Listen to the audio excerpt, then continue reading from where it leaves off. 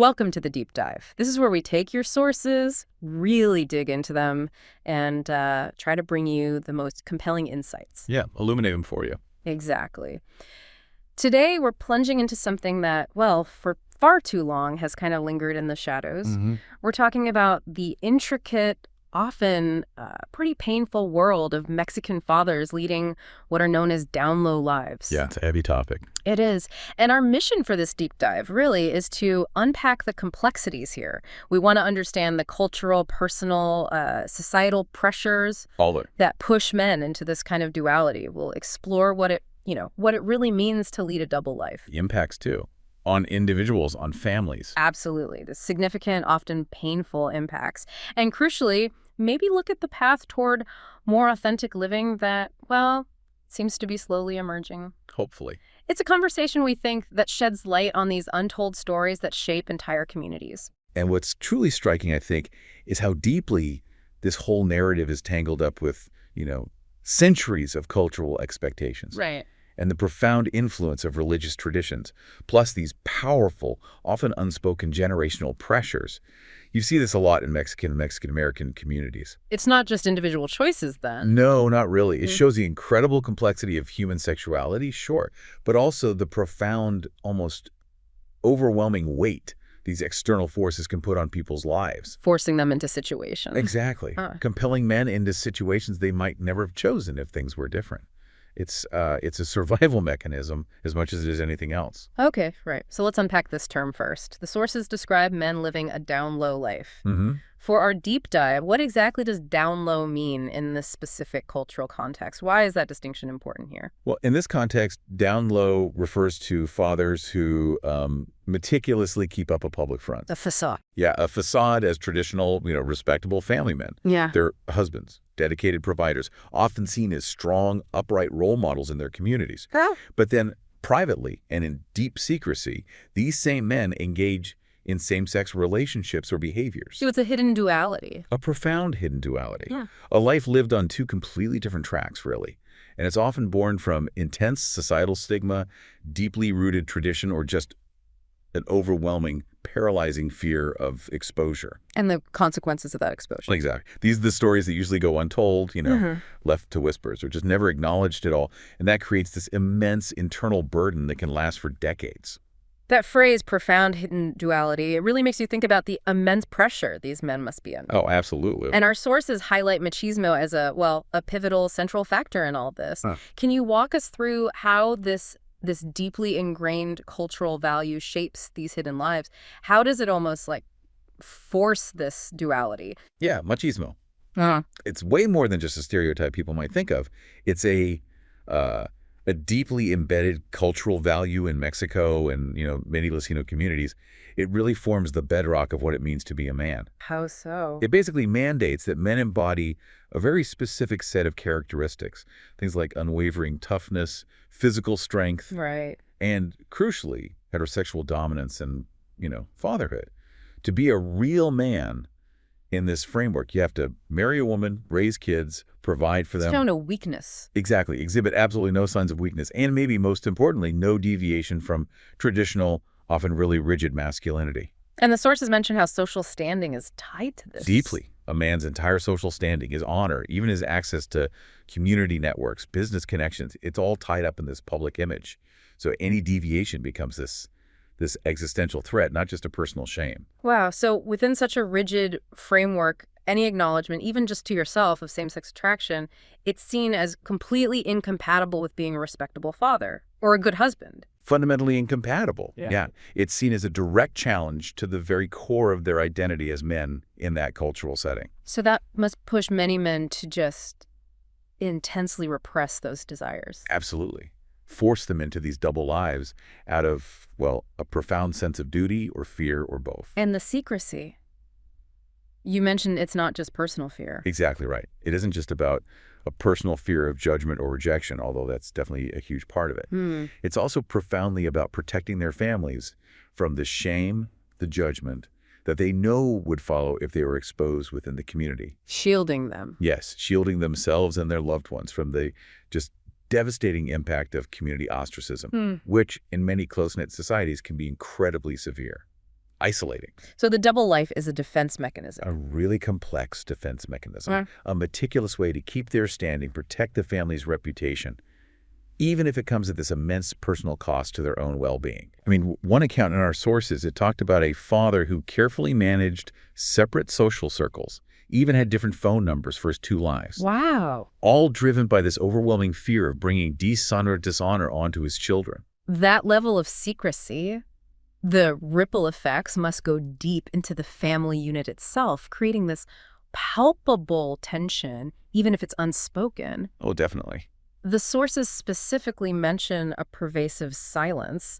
How does that silence actually work? What does it tell us about the dynamics inside these homes? Well, that brings up a really important point about the kind of survival mechanisms going on within these families. Right. In households that are often really influenced by, say, strict Catholic traditions and conservative values, open talks about sexuality, especially anything outside heterosexual norms, are frequently just taboo, maybe even seen as scandalous. So a father feeling same-sex attraction, He might internalize that societal pressure so deeply that he just buries those feelings under this heavy blanket of denial, leaning heavily on his faith maybe, prioritizing his perceived duty to his family above everything else. convincing himself. Yeah, he might convince himself that by providing financially, by fulfilling that paternal role, he's living correctly, honorably, even if his private life is this stark, hidden contradiction. So the silence isn't just a lack of talking. No, it's more active than that. It's like a collective effort almost, a kind of unspoken social contract within the family to just not see, not ask. So it's not just the father being silent, it's like a whole family dynamic. Exactly. Even if wives or maybe older children sense something's hidden, maybe some emotional distance, unexplained absences, just an underlying tension, cultural norms, and maybe this unspoken fear of shattering the family unit, they actively discourage actually confronting it. Yes, confrontation is often seen as the bigger threat. So what happens when that fragile silence finally breaks? Because I imagine it often does eventually. Well, connecting this to the bigger picture, the truth, when it does come out, it often doesn't happen through open, healthy conversation. No. Yeah. Instead, it frequently surfaces through whispers, rumors spreading in the community. Oh, wow. Or unexpected, often really traumatic discoveries, like a revealing text message found or an encounter someone accidentally witnesses, or maybe a confession under extreme pressure. And the consequences. They can be profoundly painful. Lasting consequences for the whole family. Trust is just shattered. There's immense emotional distress. Yeah. And sometimes it leads to the very ostracism the father was trying so hard to prevent in the first place. So the silence backfires? They can, yeah. The sources document cases where entire families were just fractured, children struggling with feelings of betrayal, anger, confusion for years. That silence, which maybe felt like a protective shell, it ultimately breaks with a really forceful, often devastating impact. Living like that. Constant secrecy under that kind of pressure with that threat always hanging over you, it must take a huge emotional and physical toll. Tremendous. What are the specific consequences? What did the sources detail for these men? Well, the sources really paint a picture of a profound, pervasive struggle. Many men battle intensely with these overwhelming feelings of guilt, deep-seated shame, chronic depression. It often leads to anxiety, sometimes even suicidal thoughts. That's heavy. It is. They're caught in this just excruciating bind, constantly torn between the powerful pull of societal expectations, that machismo father image, and their own authentic selves, their real desires, their attractions. And the secrecy itself is damaging. Oh, absolutely. That relentless, constant secrecy, it acts like a corrosive force. It severely damages their self-esteem, and it fundamentally erodes any chance of genuine intimacy. With their wives. Not just with their wives, but also with any partners they might have in their hidden life, too. You can't really be fully present in either world. Right. The emotional cost is just immense. It's this silent suffering that affects every single aspect of their being. Often comes out as irritability, withdrawal, maybe even substance abuse as a way to cope. And beyond the emotional side, the sources also point to significant health risks. Concerning ones. Yes, they do. How does this Downlow lifestyle impact public health more broadly? Does it extend beyond the individual man? Yeah, this is a critical point that often gets missed. Because this pervasive culture of secrecy, it often prevents any open, honest discussions about safe sex practices. Okay.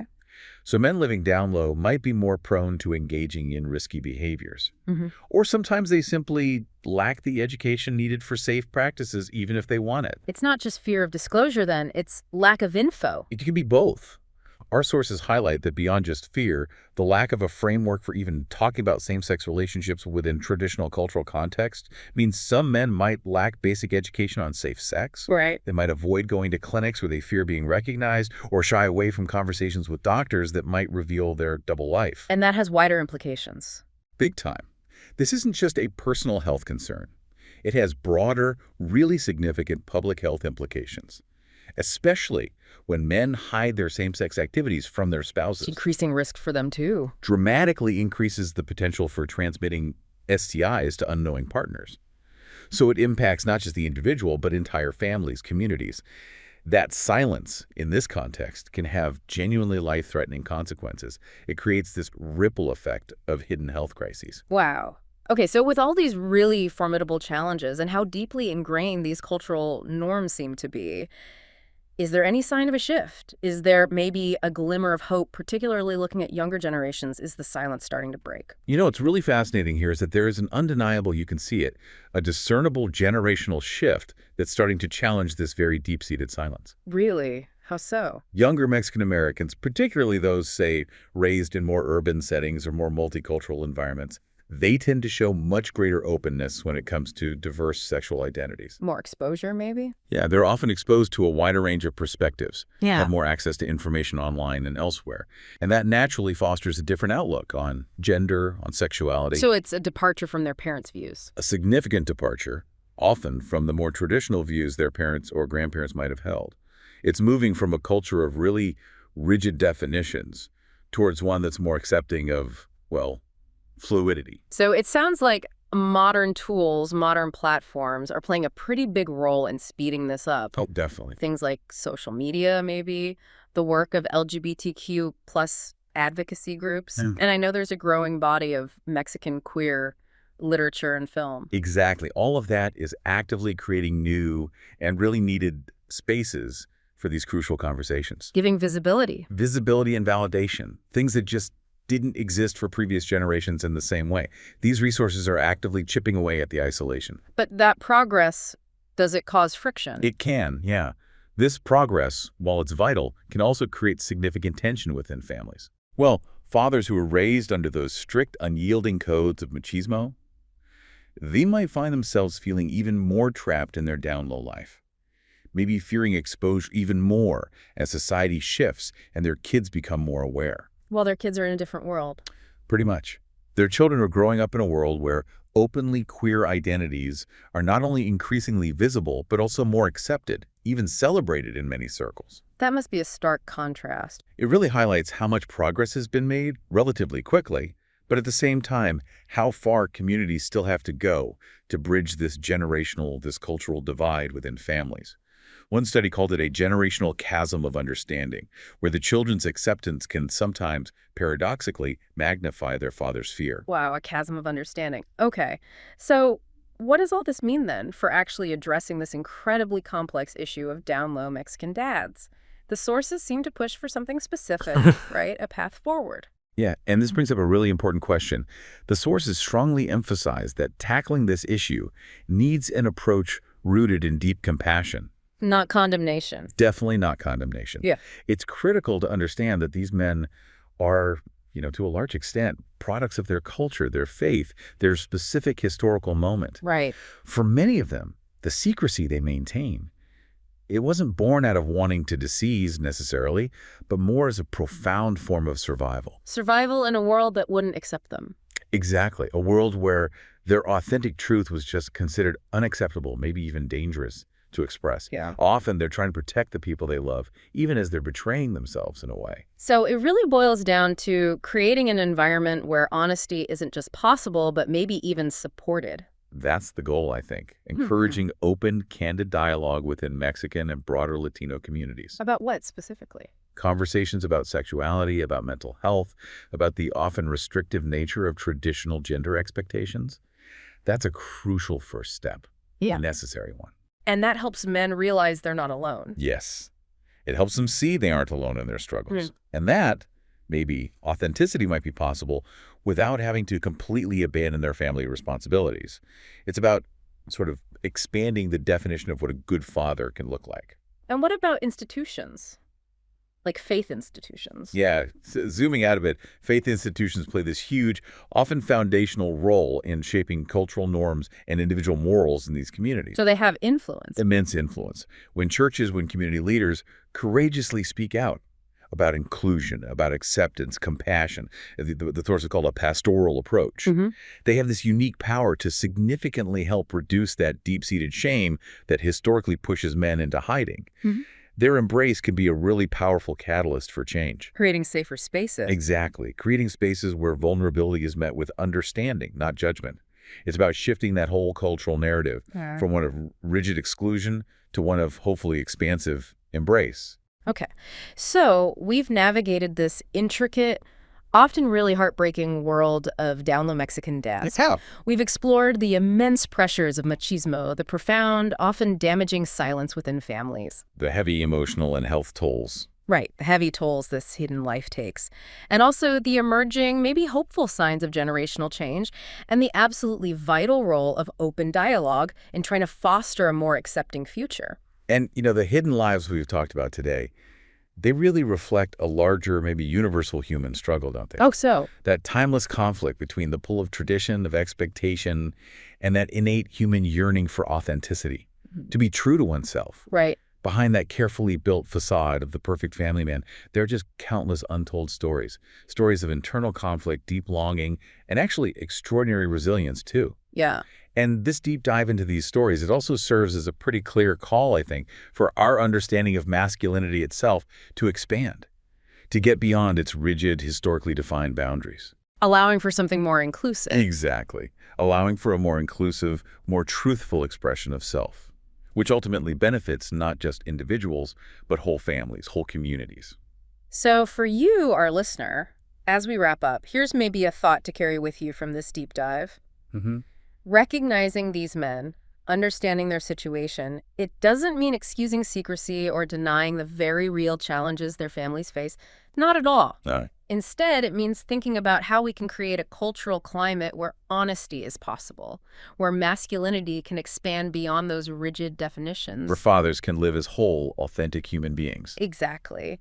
This conversation, yeah, it might feel uncomfortable, it might challenge some long-held beliefs, but it's undeniably necessary if we want to dismantle the silence that has weighed on generations. It really is. So maybe consider how cultural expectations, both the subtle ones and the really overt ones, might be shaping lives around you, perhaps even your own life. And think about how just a little more compassion, a deeper understanding, and maybe a greater willingness for open dialogue, how that could truly make a world of difference for everyone involved.